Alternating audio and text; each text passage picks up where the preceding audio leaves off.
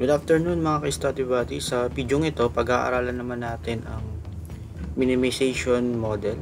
So, problem formulation. So, kung hindi nyo pa napapanood ang maximization model problem formulation, so may link sa baba. Just simply click lang yan para doon kayo mapunta at papanood nyo. Okay? So, let's start. So, part 1 muna tayo. So, kung ano yung procedure na ginawa natin sa maximization model problem formulation, same lang din tayo ng gagawin sa ating minimization model. So ito yung ating example, sample problem natin. Jacob is the purchasing manager of Kraft Foods and she wants to determine the supply mix that will result a minimum cost. He is able to determine the data necessary for him to make a decision. A gallon of Alaska milk can produce 5 cases of cheese, 7 cases of butter, and 9 cases of cream. A gallon of Nestle milk can produce 11 cases of cheese, 8 cases of butter, and 4 cases of cream. She must produce at least 110 cases of cheese, 112 cases of butter, and 72 cases of cream per day. Alaska milk costs 50 pesos per gallon while Nestle milk costs 55 per gallon. How many gallons of Alaska milk and Nestle milk should he purchase per day to minimize cost? How much is the total cost? Again, ang ating step for problem formulation is same yung ginawa natin sa ating maximization model problem formulation. Una is determine natin yung ating objective function. Second, identify natin yung constraints natin that we need to identify. And last is determine the decision variable that we seek. Okay? So, number 1 muna tayo, which is, ang ating number 1 is determine daw natin yung ating objective. Okay? So, ang ating objective based sa ating problem is minimum cost. Meaning, minimization tayo. Okay, so ang ating objective is minimization or mean. Okay, next is determine daw natin yung ating mga constraints.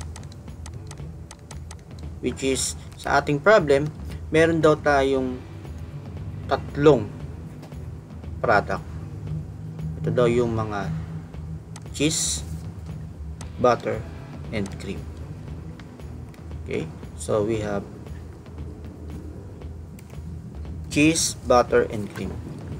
Cheese, butter, and cream. Then set tayo ng ating variable to formulate a mathematical model. So let x sub 1 is our Alaska milk.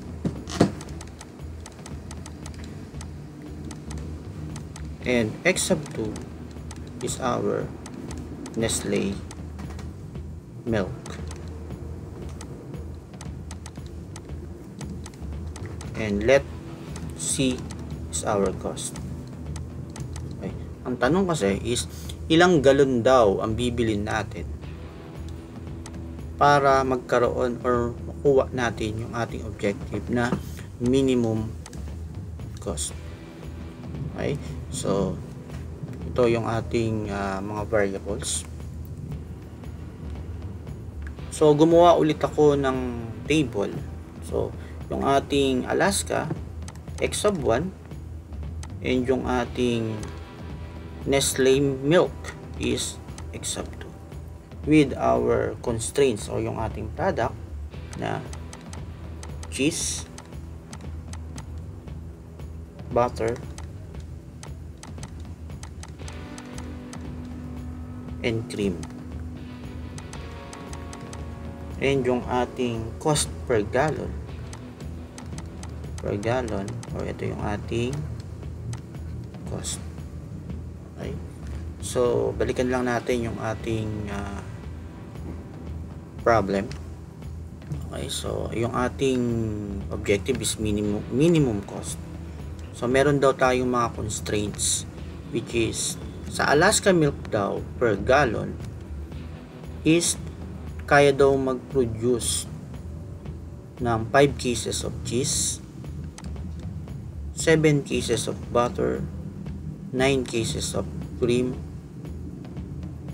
and a gallon of Nestle milk can produce 11 cases of cheese, 8 cases of butter, 4 cases of cream, and may sinabi siya na he must produce at least, so ibig sabihin hindi daw bababa, or at least 110 yung kailangan ma-produce na cheese, 112